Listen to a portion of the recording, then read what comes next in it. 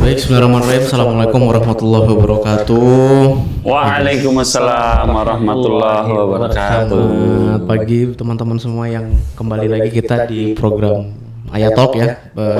Masih bersama dua narasumber kita yang spesial hari ini ya. Setiap hari spesial pokoknya, setiap hari Senin. Masya Allah, Putra Pradipta dan Pak Dodi Indra. Gimana kabarnya Pak Dodi sama Ustaz Putra? Sehat? Alhamdulillah, Masya Allah, tabarakallah. Barengan Mas Bobby kayaknya ini tambah semangat gitu. Iya, tambah semangat kayaknya. Semangat pingin nama itu.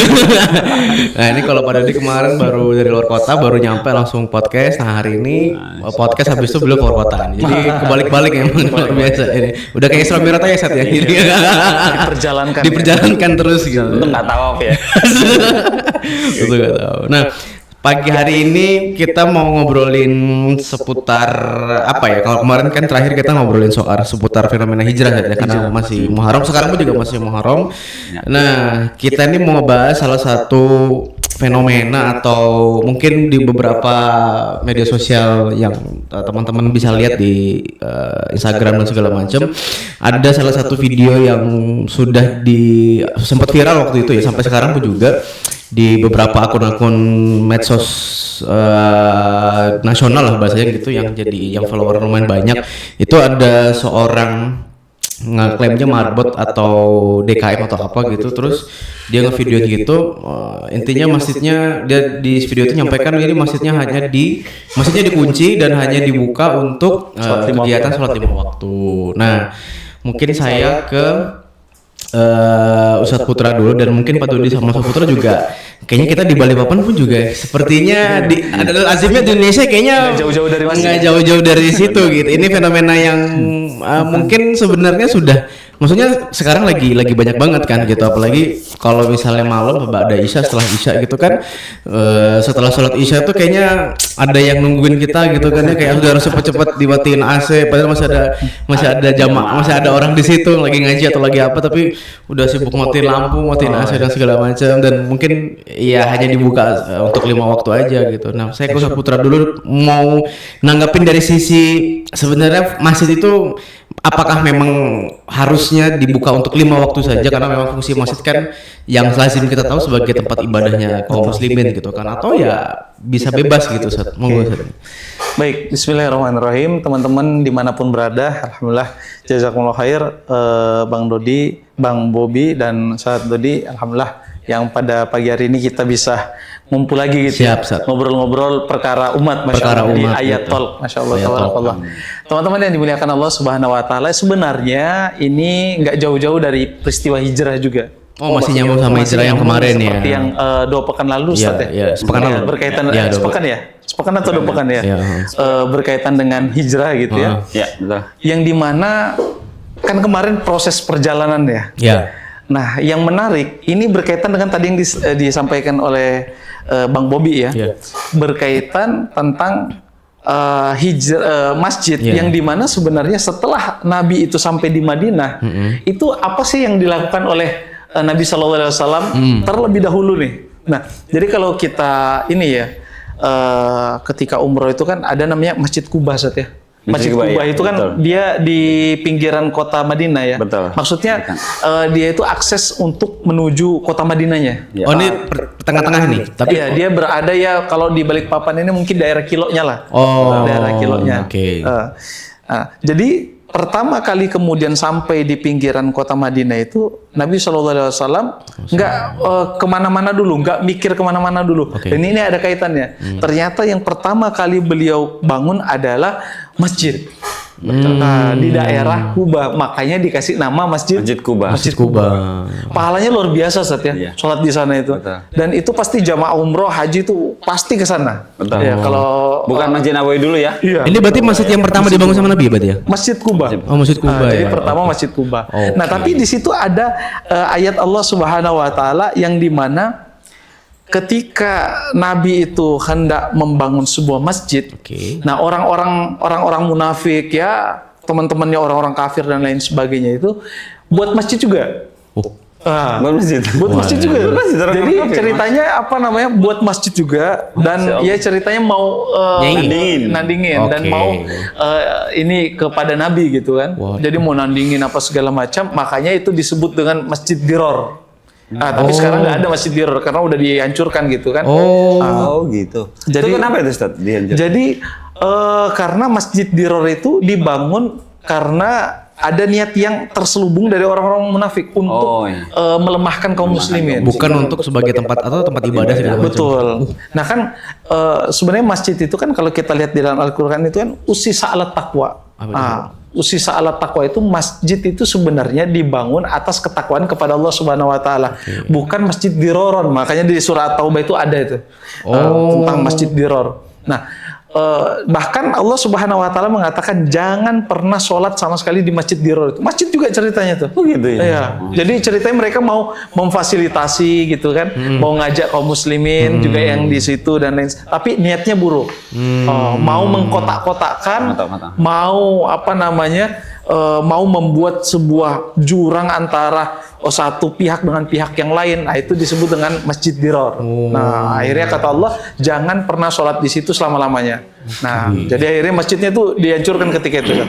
Masjidnya dihancurkan, yang terbangunlah namanya Masjid Kuba. Nah, Masjid Kuba. Jadi sebelum Masjid Nabawi, itu Masjid Kuba dulu. Nah, jadi Nabi singgah bentar, langsung beliau bangun masjid. Nah, pertanyaannya kenapa masjid? Ini dia, ini penting banget teman-teman yang dimuliakan Allah Subhanahu wa taala. Kenapa langsung masjid?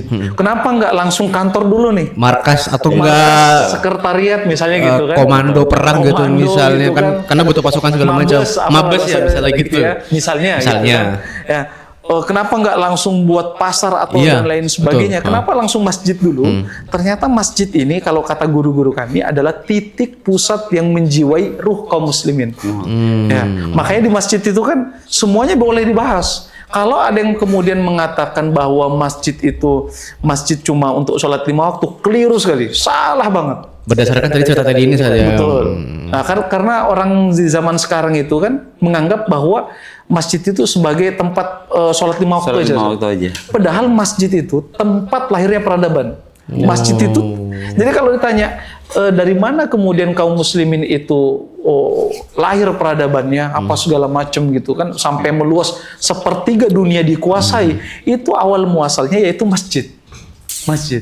Nah, kenapa Ustadz? Karena di masjid itu bicara tentang ekonomi.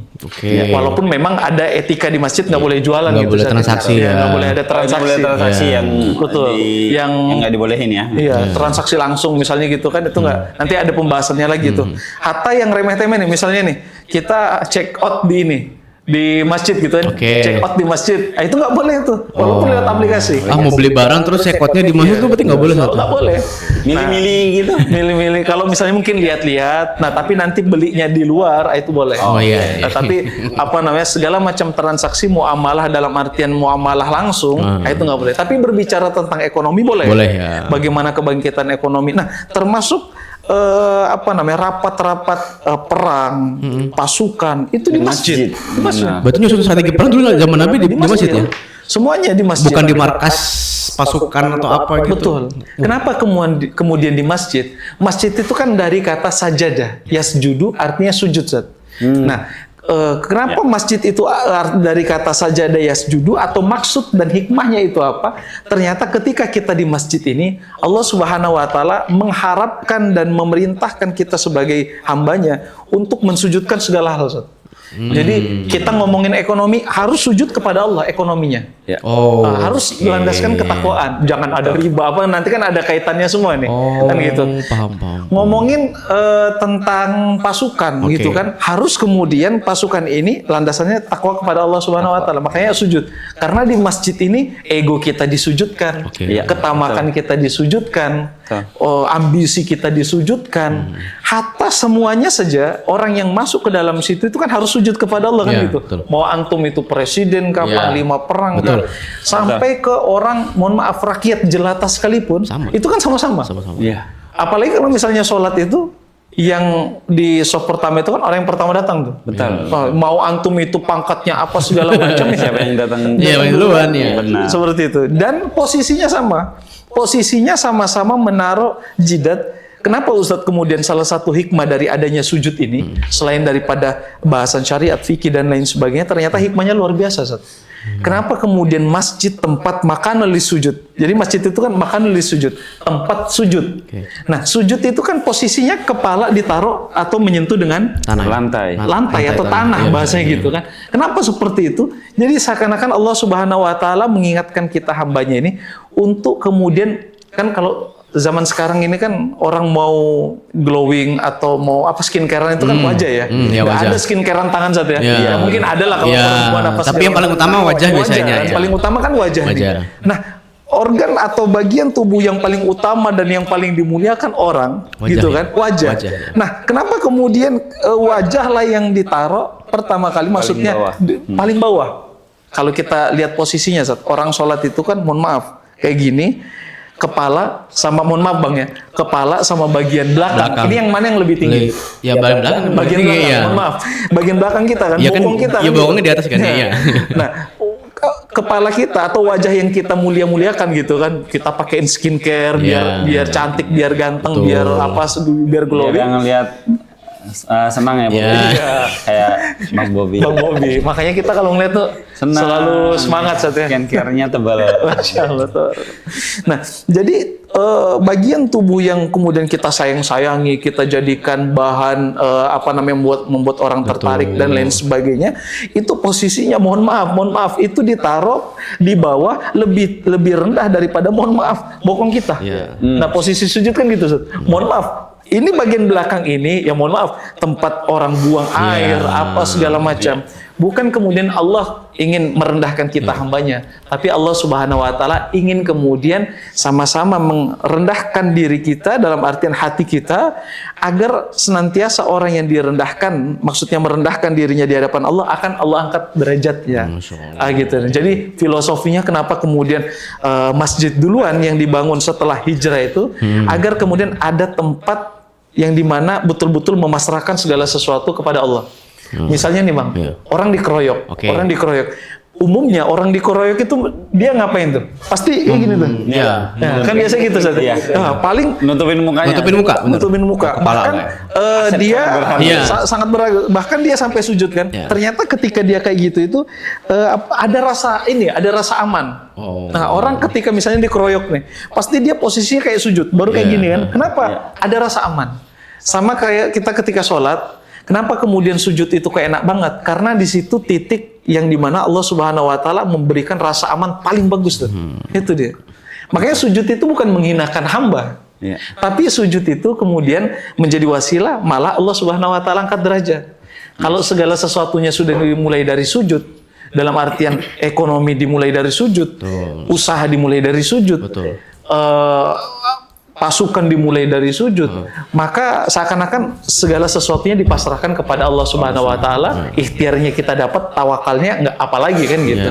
Makanya perlu kita pahami segala sesuatu lahirnya peradaban khususnya kaum muslimin ini yang beriman kepada Allah Subhanahu wa taala, yaitu apa? Yaitu masjid. Masjid, ya. Nah, Dari masjid ya, Ustaz. dari masjid umat bangkit bahasa gitu. Terus, kalau dari Pak Dodi sendiri dia kan maksudnya apakah setuju tadi dengan maksudnya ya tadi cerita sama Saputra kan tadi ternyata ya masjid itu tidak seperti yang mungkin sebagian besar kita masih pahami hanya sebatas cuman sholat 5 waktu doang, tapi padahal ternyata tadi kita bisa beraktivitas ekonomi di situ, bahkan di Masjidil Haram atau di Masjid Nabawi kan sebelahnya kan pasar kan, Masjid Nabawi. Masjid Nabawi kan. Sebenarnya Jadi ada pasar Rasulullah. artinya kan jadi dulu zaman Nabi mencontohkan bahwa untuk membangun peradaban itu Nabi bukan bangun istana, bukan bangun masjid. tapi bangun masjid gitu. Sebegitu pentingnya ternyata masjid untuk kita. Nah, dari sisi Pak Dodi sendiri nih,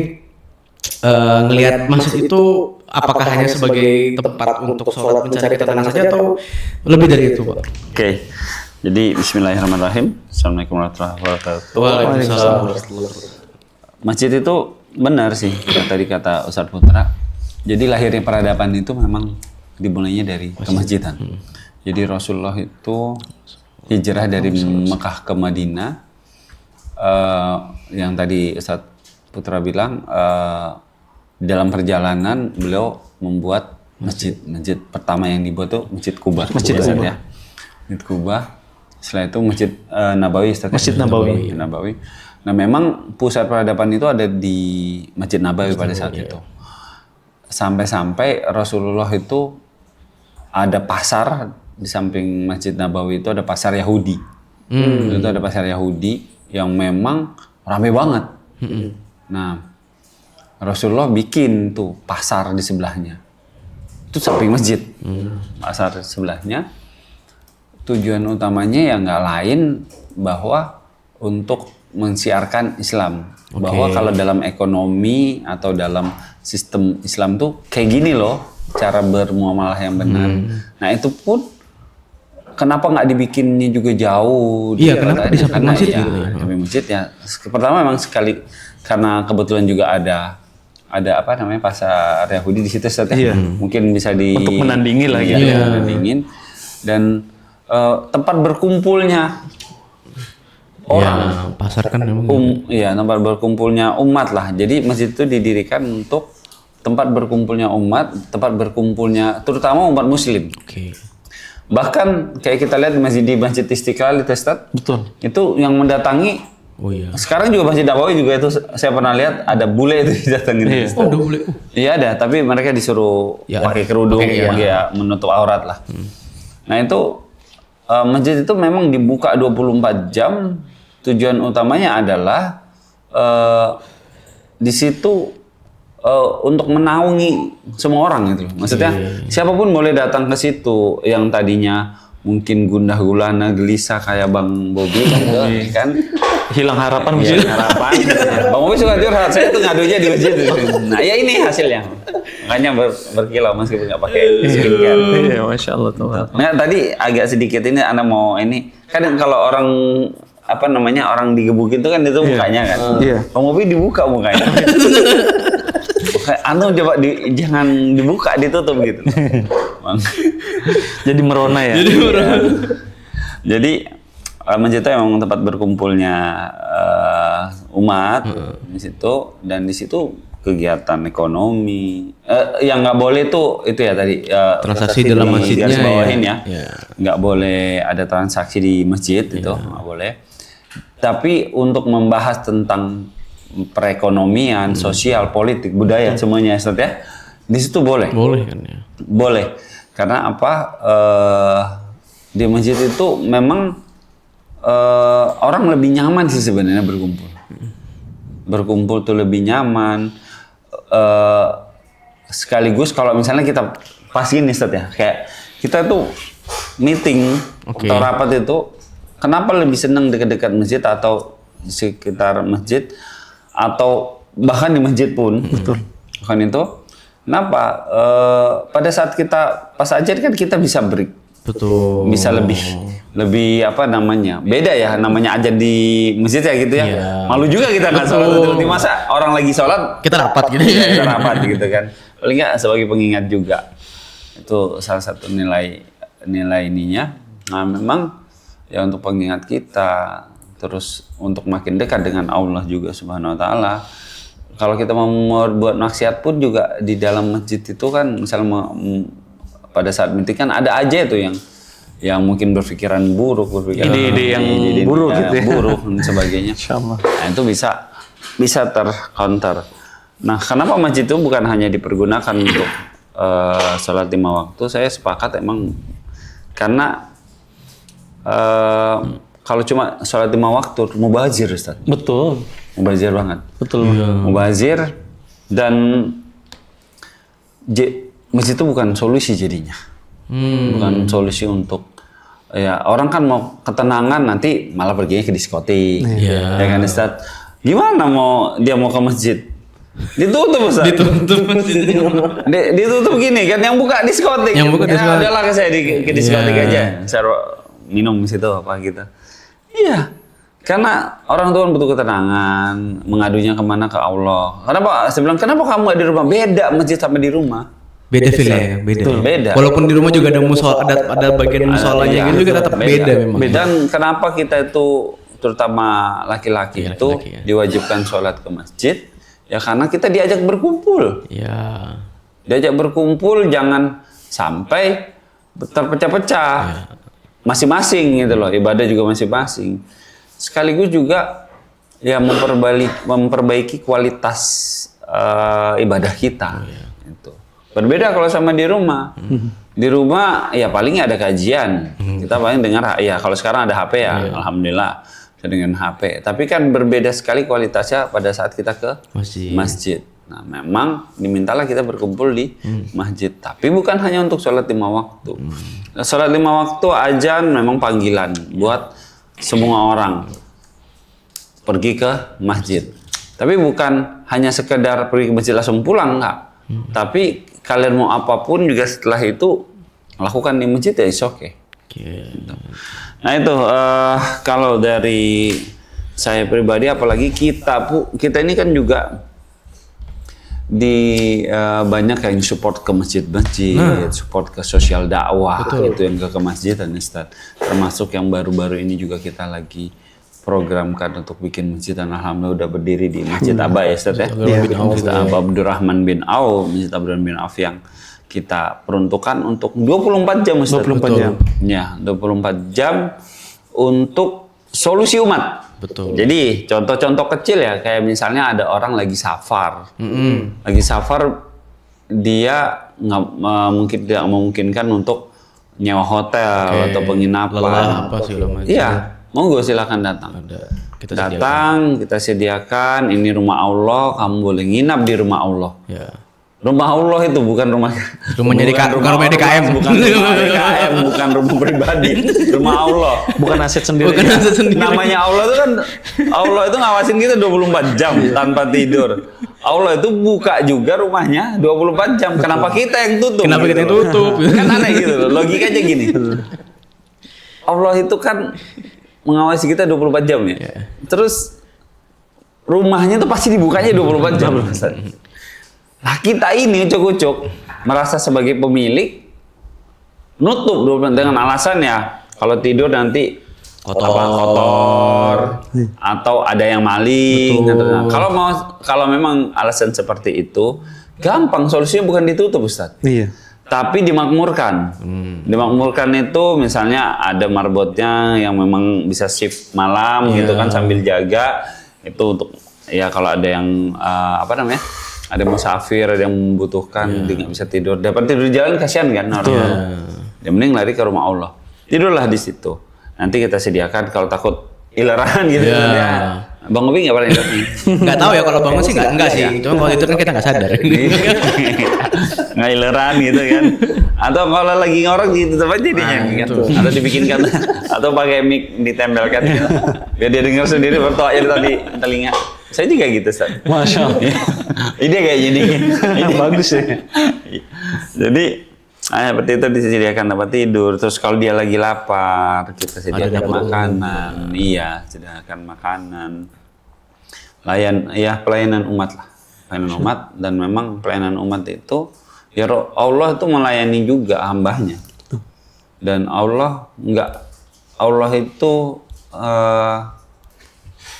akan lebih senang kalau kita memanfaatkan rumahnya itu untuk kemaslahatan umat daripada ditutup. Itu kan meskipun bermanfaat buat 5 waktu tapi kan hanya terbatas. Betul. Cuma sebatas itu. Jadi kan sempit pikirannya. Jadi sempit pikiran dan tidak ada bukan karena kau cuma buat sholat doang. Saya rasa kemasjidan itu tidak maksimal. Jadi kontekstual dari kemasjidan itu tidak sesuai dengan harapan. Masya Allah. Nah, gitu. Kalau Kau Putra sendiri deh tadi yang dicontohkan Nabi itu sebenarnya kan kalau kita lazimnya di masyarakat ya gitu, begitu bangun masjid kan pengennya ya namanya rumah Allah kan kita pasti pengen berbagus kan. Jadi makanya kan kadang-kadang tuh bangun masjid tuh anggarannya kan bisa mungkin beratus-ratusan juta atau miliaran gitu. Karena tadi disampaikan Pak Dudi begitu hanya dipakai untuk 5 waktu saja kan kesannya kan kayak mubazir kan ya. Itu maksudnya udah maksudnya orang donasi nyumbang dan segala macam berharap pahala jariah dari aktivitas di masjid itu, tapi ternyata ya hanya dipakai untuk kegiatan sholat saja. Nah, dari yang dicontohkan Nabi sebenarnya, atau Nabi itu sebenarnya kepengennya masjid itu tuh dipakainya untuk apa aja sih saat itu? Ya, Masya Allah. Agak menyambung tadi ya berkaitan dengan Ustaz Dodi nyampaikan bahwa dulu di Masjid Nabawi itu ya, walaupun sekarang juga ada sih ya, pasar itu kan di sekitar kompleks Masjid Nabawi itu ya. Di pinggir-pinggirannya itu kan, di bawah-bawah hotel apa segala macam. Dulu jadi Masjid Nabawi ada pasar, dan di agak kesananya lagi sedikit itu ada Maidan Rimayah namanya. Maidan Rimayah itu adalah lapangan panah. Wah, jadi ada tuh. Jadi dulu sama Nabi kayak gitu. Jadi ini masjidnya, ini ada pasar, di sini ada tempat orang berlatih panahan. Iya. Jadi iya, pas banget ya kan gitu. Apalagi beliau udah jadi udah diangkat jadi pelatih lah ya. Pelatih di Masjid Abdurrahman ya. Atau jadi target. Ya. Jadi seakan-akan Nabi SAW tentunya mendapatkan wahyu dari Allah Subhanahu Wa Taala. Ini loh cara blueprintnya masjid tuh kayak gini. Maksudnya apa? Kenapa kemudian tadi Nabi nggak langsung buat istana? Kalau beberapa orang Eropa itu kan mikirin istana kerajaannya kan gitu. Itu pasti yang paling pertama ketika sampai menguasai sebuah daerah. Beliau kan Amirul Mukminin kan, beliau kan pemimpinnya para kaum muslimin kan. Harusnya kan maksudnya lazimnya kan di Eropa kan bikin istana, bikin kerajaan. Bikin kerajaan, bikin benteng apa segala macam kan gitu. Nah, kenapa kemudian Nabi SAW Allah arahkan untuk langsung kemudian membangun masjid dulu? Karena sebenarnya benteng itu bukan perkara benteng beton fisik, tapi benteng yang paling utama adalah benteng hati itu. Bahasa gitu. Loyalitas pasukan, loyalitas kaum muslimin itu dibangun dulu. Bahasanya itu kalau zaman sekarangnya SDM ya. Makanya ada istilah SDM rendah, SDM tinggi kan sekarang gitu. Nah, karena memang Ustadz, kenapa Rasulullah masjid dulu? Karena masjid ini adalah pabriknya SDM. Pabriknya SDM, loyalitasnya di situ apa segala macam. Maka salah satu siasat Rasulullah itu di subuh hari itu. Di subuh hari sholat 5 waktu apa segala macam. Nah, otomatis sholat itu kan dia menghindarkan daripada kemaksiatan apa segala macam kan gitu ya. Salah satu wasilahnya kan sholat. Nah, maka sholat itu mendidik karakter, menguatkan karakter, mengajarkan karakter seperti itu. Ini yang kemudian Rasulullah coba untuk sebenarnya hikmahnya yang bisa kita ambil kan gitu. Makanya ada pasar di sini tuh. Nah, kenapa Ustadz agak dekat sedikit dengan Masjid Nabawi? Agar nggak jauh-jauh dari prinsip agama, bahasa gitu. Kenapa kemudian ada panahan ini? Karena kemudian seorang Muslim itu tidak hanya beribadah, tapi wajib juga bukan hanya mengolah hati, mengolah pikir, tapi mengolah raganya. Kan bahasa gitu. Makanya kalau ada yang bilang, ya sudahlah duduk di masjid aja, sholat, zikiran, apa segala macam, nggak olahraga ya. Apalagi beliau ini atlet lari. Peser ya. Peser. Iya. Dan itu sunnah itu. Runner ya. Dan itu sunnah sebenarnya. Kalau ada yang bilang, Ustadz, ya kan kita ibadah aja, ini keliru. Kenapa ada di sini ada lapangan panahan kan gitu ya? Karena Rasulullah ingin mengajarkan setelah kemudian ibadah, fisik ini juga harus dilatih bahasa gitu. Dengan panahan itu kan melatih kekhusyuan, melatih fokus, apa segala macam, ya bela diri di situ juga, latihan kuda di situ juga, apa segala macam. Sehingga yang mengkoordinir atau tempat koordinatornya itu di masjid tadi. Di masjid. Nah, sekarang paham ini dicoba untuk dikecilkan. Jadi Ustadz, kenapa sih kemudian infak kami cuma 2 juta? Lah, soalnya kalian itu cuma bayar listrik, bayar air. Jadi Allah itu melihat value-nya bayar listrik, bayar air. Ya sudah lah, segini aja cukup. Segini aja cukup. Betul. Bahasanya gini, ngapain kemudian Allah Subhanahu Wa Taala itu ngasih ini mau dikasih 1 miliar mau diapain kan gitu. Gitu. Iya, mubazir ya. Mubazir, korupsi. Betul. Nah, itu kan nauzubillah min dzalik kan seperti itu.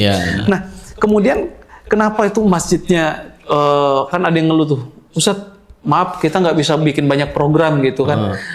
Soalnya infak kita cuma 2 juta, 3 juta kan gitu. Ya berarti bukan masalah infaknya, tapi pembuktian dulu kepada Allah. Kasih bahasanya gini, kalau bahasa manusia kita atau seorang pimpinan lah, pimpinan perusahaan, pimpinan apapun organisasi apa segala macam, kalau mau ada sesuatu, lihatkan dulu value-nya apa kan gitu. Betul. Nah, value-nya apa? Misalnya gini. Misalnya nih, Bang Bob, antum pengurus masjid, iya Ustaz. Program masjid apa? 5 waktu Ustaz, bayar listrik, bayar air, ya sudahlah kalau gitu cukup 2 juta. Ini dapat itu doang. Begitu. Ustaz, kalau seandainya yang lain gimana? Ya kalau misalnya ada kanan kiri saudara kaum muslimin dikenyangkan misalnya gitu Ustaz ya. Saudara kaum muslimin dihilangkan buta hurufnya, jadi dibikin cerdas, diajarkan dan lain sebagainya. Kanan kiri diajakin olahraga, bagaimana olahraga yang syariah apa segala macam. Maka value-nya Allah juga bakalan bertambah. Mustahil sebagaimana itu kan gitu. Ini kan pertanyaan nih, masjid punya siapa? Punya Allah. Punya Allah kan, kita sepakat kan? Punya Allah. Jadi jangan kemudian kita kecilkan Allah di rumahnya sendiri. Ini quotes ini. Catat. Jadi kan kata Pak Dodi kan ini rumah-rumahnya Allah, kenapa kita yang nutup gitu. Jadi kan Masjid Nabawi ya itu kan 24 jam Ustaz ya. 24 jam. Betul-betul terbuka 24 jam. Ada air Zam-Zam disediakan di Masjid Kuba kan juga. Masjid Kuba. Hampir semua, bukan hampir semua masjid di Mekah itu ya. Mekah Madinah itu buka 24 jam. Buka 24 jam. Jadi terbuka, betul-betul terbuka, bukan karena apa? Karena memang masjid itu kan adalah tempat sandaran terbaik ya. Tempat bercerita terbaik kita di saat harapan sudah mulai hilang kan gitu. Nah, bahasanya gitu. Makanya bayangkan ya kemarin ada sedikit, bahkan Anda buatkan konten gitu. Ini sholat Isya belum ada lewat 20 menit. Ini pengalaman pribadi maksudnya? Barusan aja nih ya. 2 hari atau 3 hari yang lalu. Yang antum sebutin nih kayaknya ini ya. Kayaknya seperti ini ya. Nah, makanya beberapa kan ada yang viral juga, ada yang bapak-bapak pengurus masjid marbot itu kalau nggak salah bikin ini gitu ya. Nah, dan itu anak mungkin beliau aja. Ternyata anak juga ngerasain sendiri.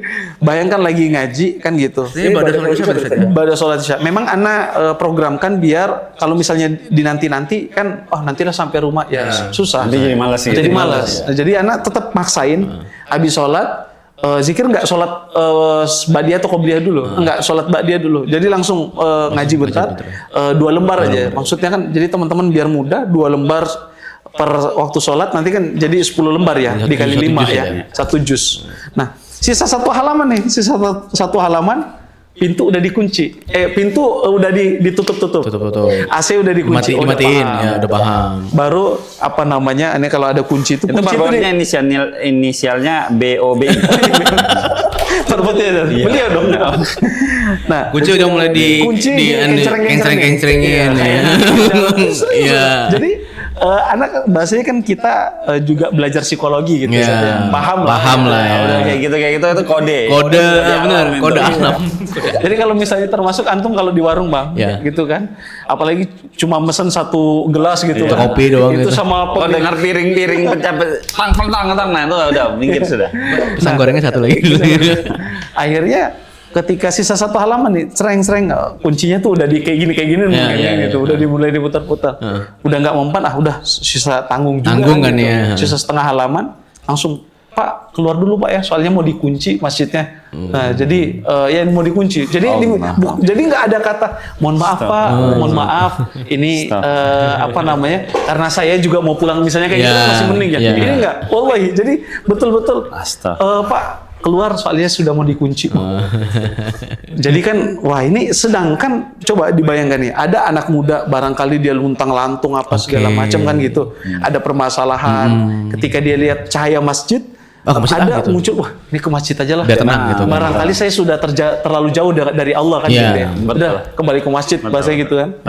Sampai di masjid, ternyata baru mau ambil wudhu sebentar, disuruh keluar gara-gara masjid sudah selesai sholat misalnya gitu kan. Sedangkan sholat itu kan semua 24 jam kan waktu sholat kan gitu. Kecuali waktu-waktu yang barangkali diminta untuk dihindari ketika sholat dan lain sebagainya. Nah, jadi inilah yang kemudian coba kita ikhtiarkan bangun, bahwa masjid akan menjadi wasilah ketika orang lapar datang kemudian kembali dalam keadaan kenyang, orang haus hilang dahaganya, orang yang nggak bisa ngaji jadi bisa ngaji kan gitu. Orang punya masalah keluar dari masjid hilang masalahnya. Bahkan dulu Nabi SAW itu pernah suatu ketika ada konflik lah dengan istrinya gitu ya, konflik kecil lah gitu ya. Akhirnya datang ke masjid. Nemuin Abu Bakar lagi baring-baring. Waduh. Loh, Abu Bakar sahabat beliau. Ya, Abu Bakar As-Siddiq radhiyallahu anhu di masjid. Tapi masjid itu enak loh buat bareng-bareng. Nah, rasanya beda ya. Beda ya. Aneh tuh kalau ke masjid, misalnya habis sholat zuhur gitu kan, habis sholat zuhur, itu enak bareng-bareng masjid. Apalagi anak-anak Sadina tuh kadang sampai jam 2 sih. Makanya di mana dicari Iya, mencariin alasan masjid nggak bisa marah juga. Masjid. habis nanti lagi zikiran, tiduran, lagi ngaji. Ditanya dari mana, dari sholat, kan nggak mungkin dimarahin. Nggak mungkin dimarahin. Jadi Masya Allah, tabarakallah, inilah yang kemudian kita harapannya, doanya masjid itu kembali sebagaimana apa yang dicita-citakan oleh Rasulullah SAW itu tadi. Nah, jadi ketika Rasulullah ketemu sama Abu Bakar, tanya, Abu Bakar, Ngapain di sini? Oh, nggak di rumah. sama, saya juga ada masalah dengan Rasulullah. Dengan istri beliau juga sama-sama punya masalah dengan istrinya. Nah, di situ kita bisa ambil hikmah bahwasanya Rasulullah ini ingin mensiarkan kepada kita ketika ada permasalahan datang dulu ke masjid. Walaupun tidak langsung ada jalan keluar secara konkret gitu kan. Tapi setidaknya hati sudah mulai tenang. Betul. Motivasi sudah mulai tumbuh lagi. Apa segala macam. Nah, itu. Ini kalau misalnya ini apa di beberapa masjid itu tertulis besar dilarang tidur di masjid. Bismillah kita ikhtiarkan, kita doakan Masjid Abdurrahman, nanti kita siapkan di sudut masjid itu ada tempat Khusus untuk kasur gitu kan, khusus kasur gitu yang nggak usah terlalu lebar, mungkin 80 cm kan gitu ya. Kemudian panjangnya 180, kita susun rapi, tulis di bawahnya yang mau istirahat silakan ambil Silakan tidur di sini. Bahasanya Silakan ambil kasur ini. Silakan ambil kasur ini. Tidur di pinggir jalan. Tidur juga di luar. nah, jadi seorang pengurus masjid, seorang DKM masjid itu jangan kemudian mengeluh, misalnya, oh nanti hilang ininya. Jadi seorang yang diberikan amanah oleh Allah itu berarti harus cari jalan keluar, kan gitu.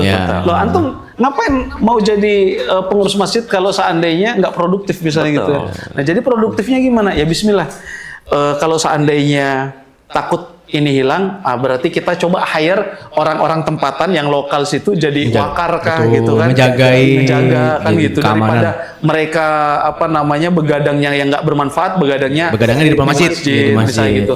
Misalnya kita takut nih nanti ambalnya atau karpet sholat bau iler, mohon maaf kan bahasanya gitu, atau gimana ketika ini ya berarti siapkan dana masjid dengan PD-nya. Oh, masjid ini saldo Jumat tanggal sekian ya, kan gitu. Tiap Jumat tuh. Pede banget ya. Tiap Jumat tuh 200 juta gitu. Ya, gitu. Oh, banyak banget tuh duitnya ini. Si fulan sekian gitu ya. Sampai puluhan juta. Tapi saldo itu nggak bergerak karena ya itu tadi, nggak bingung mau pakai buat apa. Ya kan. Nah, sebenarnya memang kemasjidan itu saldo yang ada di masjid itu. Bahkan ada gini, Ustaz.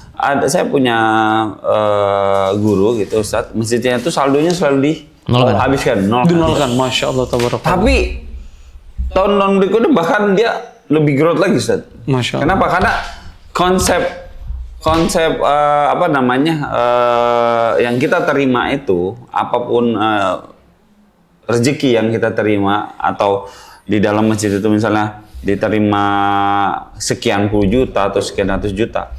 Itu Allah lagi nitipin ke kita. Kalau kita bisa apa namanya salurkan dengan benar, Allah ridhoi di situ, maka amanahnya itu ditambah, Ustaz. Ditambah. Sama juga dengan bisnis. Bisnis itu gitu, Ustaz. Jadi kalau kita lagi growth ini, lagi bertumbuh dan tadi omset misalnya 100 juta, 10 juta, terus jadi 100 juta, jadi 1 miliar, jadi 10 miliar. Nah, dari 100 juta itu kita tuh diamanahin sebenarnya. Bukan punya kita sepenuhnya, itu diamanahin, dititipin. Nah itu sama tuh, kayak misalnya kita dapat infak juga sama itu lagi diamanahin, diamanahin untuk disalurkan dengan benar. Jadi bukan disimpan ya, bukan ditabung. Takut habis katanya uangnya. Apalagi untuk rezeki Allah tuh luas, nggak akan habis. Apalagi sebenarnya untuk gaya-gayaan laporan ketika kas Jumat gitu kan. Benar, Ustaz. Makanya tadi antum bilang kan, kalau butuhnya segitu aja dikasih. Benar. Jadi Allah itu kan yang tipin kayak ya kita sama lah. Ustadz mungkin mau ditipin ke saya uang 100 juta buat ngasih ini ternyata saya nggak bisa amanahin. Berarti nggak kayak boleh kecewa kasih nih. kan? Iya, pada saat kecewa kan. Boro-boro Ngasih lagi Iya. 100 juta kan. Nah, tapi kalau ternyata ini bagus nih sesuai dengan harapan saya gitu kan. Akhirnya ditambah, Ustadz mau nitipin kan pede aja gitu. Pede aja. Nambahkan lagi Malah 150. nambah kan malah. Bahkan ditambahkan terus. Sampai kita di titik yang memang kita tidak bisa menampung itu gitu. Saya nggak bisa menyalurkan amanah itu. Nah, kapasitas maksimal itulah Allah cukupkan sampai di situ. Sampai di gitu situ. loh. Tapi kalau misalnya masih Bisa ngembangin, bisa ini lagi, maka ditambah lagi sama Allah. Tambahin gitu. Jadi ya bismillah kan gitu, kita ikhtiarkan dan syiarkan bahwasanya masjid memang harus jadi solusi kan gitu. Harus menjadi solusi umat, apa yang kemudian jadi jangan sampai ketika rapat itu yang dipikirin apa coba kira-kira Bang. Ini ada uang nih 100 juta. Yang dipikirin pertama kali ketika rapat, ayo Bapak-bapak kita rapat. Pak, kayaknya kamar mandi mau diubah lagi, padahal udah bagus. THL kayaknya motifnya nggak bagus nih Pak, ganti gitu. Atau ganti kubah. Atau ganti. Iya. Yang nggak urgent gitu kan. Nggak ada urgensinya, kayak malah jadi mubazir. Jadi kan? mubazir ya. Kayak misalnya tadi itu apa namanya ini udah bagus, ganti marmer aja lah gitu. Padahal itu ada hal yang lain yang bisa ini. Padahal kanan kirinya ada yang kelaparan, ada fakir miskin. Kelaparan, benar Ustaz, benar. Jadi yang kita sayangkan kemudian orang yang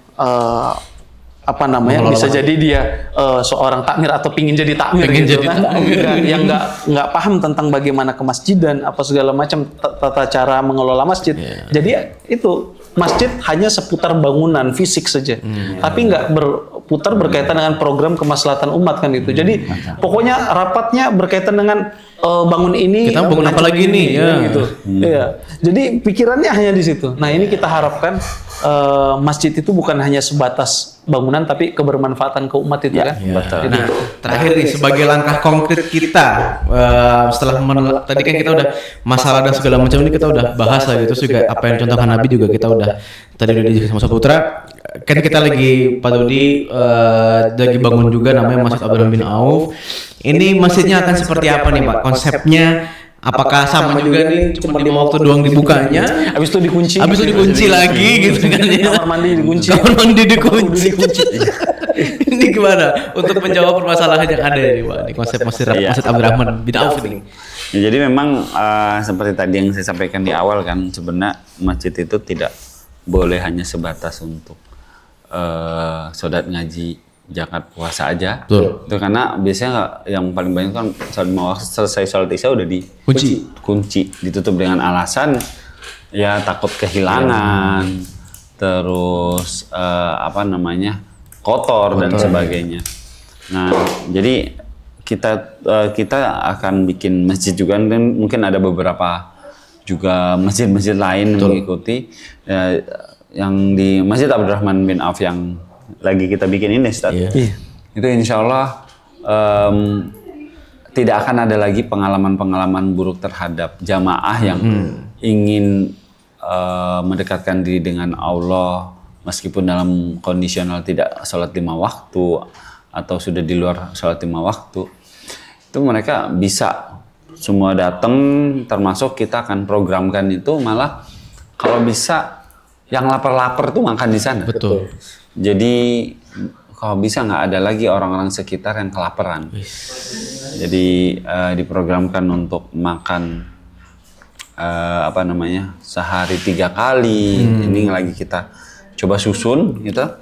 Kalau bisa makan sehari 3 kali sana, tapi dengan konsep ya bukan juga membiasakan orang udah tidak kerja terus makan nggak juga sih, nggak seperti itu. Kan nanti akan dengan sendirinya orang yang datang ke situ adalah orang-orang yang benar-benar membutuhkan. Betul. Benar-benar membutuhkan, dan setelah itu mereka mau sholat, mau mendengarkan ceramah atau kajian-kajian dan sebagainya, insya Allah itu akan kita fasilitasi seperti itu. Nah, itulah konsep itu yang mudah-mudahan bisa jadi contoh buat yang lain juga Ustaz. Amin. Betul. Buat contoh yang lain. Sebelumnya memang ada beberapa sahabat-sahabat kita, teman-teman kita itu yang termasuk guru-guru kita yang mencontohkan itu ada di Pontianak, ada di Jawa Barat. Yang paling top kan yang jadi referensi orang itu kan Jogo Karyan itu kan. Jogo Karyan, yang di Jogja ya. Yang lama memang Jogo Karyan itu. Kan, ya. Saya juga pernah nginap di sana. Pernah Ustaz. Dan beneran 24 jam berarti? 24 jam. Bahkan di Jogokeren itu dia tuh punya tempat penginapan, Ustaz. Masya Di Allah. masjid itu punya tempat penginapan itu juga yang ada yang gratis buat asatid atau ini kan apa namanya tamu-tamu yang undangan apa segala macam. Ada juga yang karena kan daerah wisata ya di sana. Iya. Ada juga yang dikomersilkan. Dikomersilkan itu yang disewakan. Disewakan itu untuk apa? Untuk ya balik lagi ke masjid, Ustaz. Masya Allah. Ya untuk operasional masjid. Jadi ada ya maksudnya. ada, Ustaz. Masya Allah. Setara ini guest house. Guest house lah ya. Keren banget. Dan pakai lift, Ustaz. Masya Allah. Pakai lift. View-nya juga masjid. Punya masjid. Punya masjid. Masya Bayar tapi hasilnya dipakai buat masjid. Iya, ini apa namanya penginapannya, langsung turun lift, keluar langsung masjid. Ya kayak kita di Jam-Jam Tower. Wih. Mana kapasitas kecil. Jadi gitu. Mudah-mudahan juga nanti yang di Masjid Abdurrahman bin Auf yang kita ada perencanaan seperti itu juga. Bismillah. Tapi tidak mengurangi nilai estetik masjid tersebut yang nilainya view-nya apa ya. Kita lebih memanfaatkan memaksimalkan fungsional masjid untuk keumatan. Betul. Jadi membantu atau menjadikan solusi buat umat. Bismillah, mudah-mudahan teman-teman kita yang sudah menjalankan dan kita juga nanti yang akan menjalankan juga sama seperti itu. Dan teman-teman yang menjalankan masjid tertutup, mudah-mudahan menjadi masjid terbuka. Dari Saputra mungkin ada ini kira-kira Masjid Abdurrahman ini untuk menjawab permasalahan umat yang sangat luar biasa sekali ini. Masjid Abdurrahman ini harusnya seperti apa? Masya Allah. Jadi Masjid Abdurrahman betul-betul kita maksimalkan untuk menjadi makanan di sujud, tempat sujud, agar kemudian hati kita sujud. Orang itu yang menjadi pengurus masjid bukanlah kemudian penguasa masjid kita atau pemilik masjid, tapi pelayan kan gitu. Makanya khadimain syarifain kalau kita lihat ini ya di Mekah itu kan di Masjidil Haram, bahwa Raja Arab itu menganggap dirinya khadimain. Khadim itu artinya pelayan. Karena kan banyak orang yang di pinggir jalan minta bangunan masjid, keliling sana keliling sini, minta proposal, nyodorin ke perusahaan-perusahaan. Sekalinya sudah jadi, udah jadi akuisisi kan. Nah, di Bismillah kita jadikan masjid yang betul-betul ramah anak, ramah jamaah, ramah musafir, dan menjadi tempat upgrading orang. Jadi tadi bahasanya memang ada misalnya nih makan-makannya kayak di beberapa masjid tadi Jogokeren itu ada makan-makan juga kan. Nah, makan-makan tapi bukan kemudian menjadikan orang itu menjadi malas, tapi menjadikan dia lebih dekat dengan masjid. Nah, nanti di masjid itu mengupgrading pikirannya, mengupgrading ruhnya, keimanannya akan menjadi lebih produktif di masa yang akan datang kan bahasa kita. Jadi bukan berarti kemudian ya sudahlah enak di sini ya makan nggak usah cari kerja, nggak usah kerja kan gitu. Kita juga kan tadi masjid itu pabrik SDM tadi contohkan Nabi gitu mendidik. Betul. Nanti saya tadi luruskan. Jadi kalau kayak misalnya ada program kan orang pasti ada aja lah yang miring mikirin lah kan itu ngebiasain orang nanti lapar makannya sana bukan jadi gini ya kalau lapar ya silakan aja tapi paling enggak kita bisa membantu mereka dekat dengan Robnya dekat dengan ini dan namanya juga Masjid Abdurrahman bin Auf ya tahu sendiri kan sahabat Rasulullah yang satu itu Abdurrahman bin Auf itu banyak menularkan pebisnis handal menjadi apa namanya beliau itu menjadi sosok yang ternyata orang-orang lain bisa mencontoh beliau bagaimana beliau cara berdagang dan kenapa sampai nggak habis uangnya gitu sampai sekarang masih produktif semakin dikeluarkan semakin bertambah terus ternyata begini caranya dan akhirnya itu menularkan kebaikan-kebaikan. Justru datang ke sana tadinya niat makan malah dapat ilmu. Nih misalnya dapat ilmu untuk membangun diri, untuk bagaimana dia bertanggung jawab terhadap dirinya sendiri dan terhadap orang lain. Ya mereka ya sebenarnya juga di situ niat utamanya juga ibadah dan berbagi ilmu, dan berbagi segala hal yang dibutuhkan oleh masyarakat. Jadi Abdurrahman bin Auf itu kan seorang yang muslim yang taat tapi punya marwah. Betul. Bahasa gitu. Jadi bukan sebatas tangan di bawah tapi tangan di atas. Jadi berlomba-lomba menjadi tangan yang di atas. Karena ceritanya kan juga dulu waktu pas hijrah kan Abdurrahman bin Auf kan terkenal sebagai orang yang kaya banget waktu di Mekah. Kaya banget. Begitu hijrah kan dia hartanya nggak dibawa semua, tapi begitu di Madinah karena orang Madinah ini tahu Abdurrahman bin Auf ini orang kaya, jadi kan ditawarin harta, ditawarin istri, tinggal pilih segala macam. Tapi Abdurrahman bin Auf kan nggak mau itu, dia minta tolong carikan saya di mana pasar itu berdagang. Itu kan mengajarkan bahwa ya kita ya jangan tangan di bawah terus gitu kan, tapi kan ada usaha juga. Betul. Itulah masjid. Itulah masjid. Masya Allah luar biasa. Pagi hari ini kita dapat insight luar biasa seputar masjid ya. Itu mudah-mudahan teman-temannya nonton, siapa tahu mungkin ada DKM gitu kan ya, atau yang masih ini gitu kan ya, masih kuncis. Ya minimal kalau mau kunci tuh tunggu kosong betul lah gitu kan, dia tungguin aja lah gitu. Inilah ya, permisi dulu ya kan gitu. Jangan main lempar kunci ya. Atau langsung main mati lampu ya. Inilah kan masih paling satu orang kan nggak apa-apa lah gitu. Itu mudah-mudahan jadi apa ya, inspirasi buat kita semua yang lagi bangun masjid atau yang sudah punya masjid juga, yang diamanahin sama Allah sebagai penjaganya rumahnya Allah itu, supaya ini rumahnya Allah tuh kita harus jadi khodimat tadi ya, harus jadi pelayannya. Maksudnya bahkan itu mungkin kalau tiba-tiba di Masjid Abdurrahman bin Auf ada jam 1 malam ada tamu datang tuh harus dilayani gitu kan. Oke, luar biasa pagi hari ini. Terima kasih buat teman-teman semua yang sudah menonton dan menyaksikan video atau ayat talk kali ini. Ada pertanyaan mungkin? Cukup ya?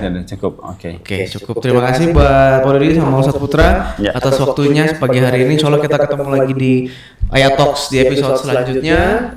Terima kasih. Assalamualaikum warahmatullahi wabarakatuh. Waalaikumsalam warahmatullahi wabarakatuh.